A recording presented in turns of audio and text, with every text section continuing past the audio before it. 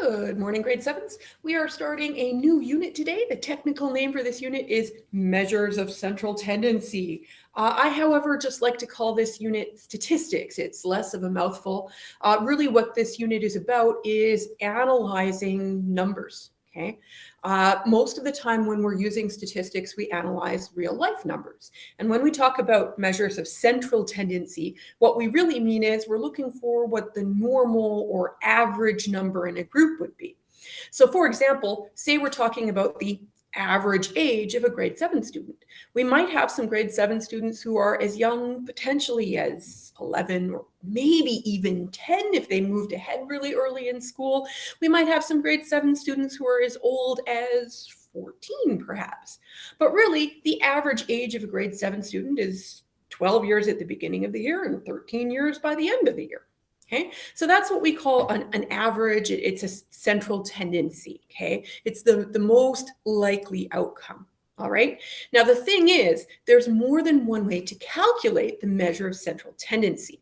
We're going to be looking at 3 of these this week: the mean, the median, and the mode.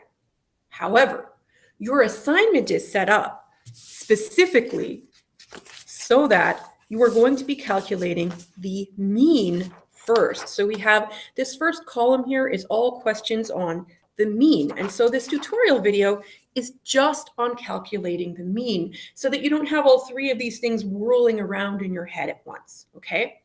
Now, we call this the mean. When I was in school, we actually used to refer to this as an average, okay? I like to tell students that the mean is the meanest one of the 3 things you have to calculate because actually it involves the most work. It involves actual math. You have to add and divide, which is kind of annoying sometimes.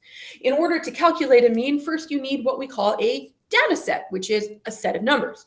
So here's a sample data set. I'm just going to write it on the board. We have 9, 3, 1, 8, 3, and 6. Now, suppose that this was, I don't know, the number of stuffed animals you had in your bedroom, and we surveyed 6 different people, and they gave us different answers. One of these people only has 1 stuffed animal in their room. Another person has 9 stuffed animals in their room, and we have some numbers in between. Now, if we wanted to ask ourselves the question, what are the average number of stuffed animals that a grade 7 student might have in their bedroom? Well, then we have to do some work to calculate the mean. So here's the process for that, all right? We take all these numbers and we add them together. That's step 1. So we've got 9 plus 3 plus 1 plus 8 plus 3 plus 6, okay? That's step 1. Step 2 is that we divide the sum, the answer to the addition question, by how many numbers there are in the set. So in this case, we surveyed 6 people. There's 6 numbers. We're going to divide this all by 6.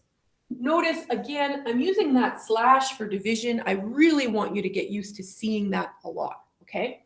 So first things first, I have to add up these numbers. And you'll notice I haven't put brackets around this. I actually don't have to. This line does the work of brackets for me, but if you get confused, you can put brackets in if you like. Okay, I'm going to add these in pairs. 9 plus 1 is 10. That's 11, so 21. Plus another 9 is 30. So this is 30.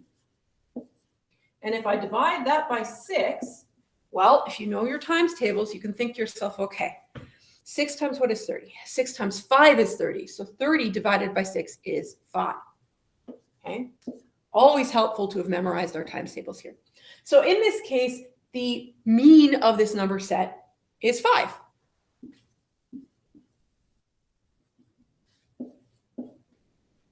The average student would have 5 stuffed animals in their bedroom.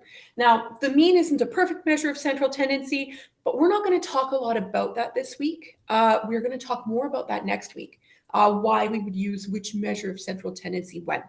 So go ahead, get started on that worksheet. Do that first column, just questions on the mean.